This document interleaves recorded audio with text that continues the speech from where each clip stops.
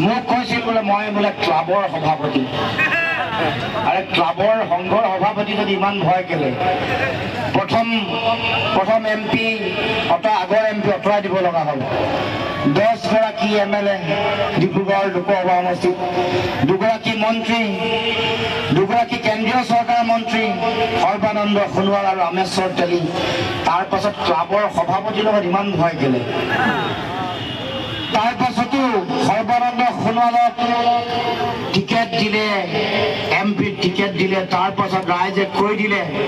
যে আমি পাহৰি যোৱা নাই 2 বছৰ দিল্লীত থাকিব পাৰা কা জাপি দি তুমি যেটো জাতি অন্যায় কৰিছা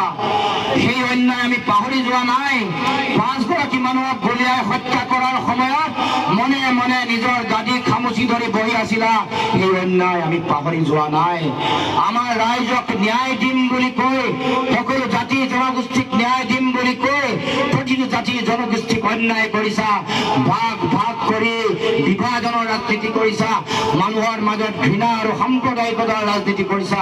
আমি সেই কথা পাহৰি যোৱা নাই আৰু সেই কাৰণে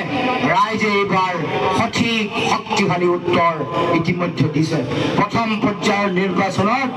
এইবাৰ ৰাইজৰ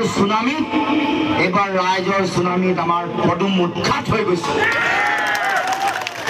ৰাইজৰ সুনামি জনতাৰ সুনামি এইবাৰ বিজেপিৰ প্ৰাৰ্থীৰ লগত আমাৰ লুৰিণজ্যোতি গগৈ বা প্ৰদ্যুৎ বৰদলৈ যুঁজ হৈ থকা নাই এইবাৰ বিজেপিৰ প্ৰাৰ্থীৰ লগত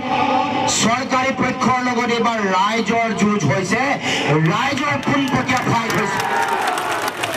এতিয়া এইবাৰ ডাইৰেক্ট এইবাৰ আমাৰ সাধাৰণ মানুহৰ জনগণৰ ৰাইজৰ এইবাৰ যুঁজ হৈছে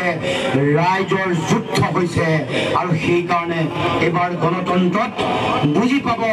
যে ৰাইজে ৰজা ৰাইজে ইচ্ছা কৰিলে যিকোনো কাম কৰিব পাৰে গতিকে আহক ৰাইজ আমি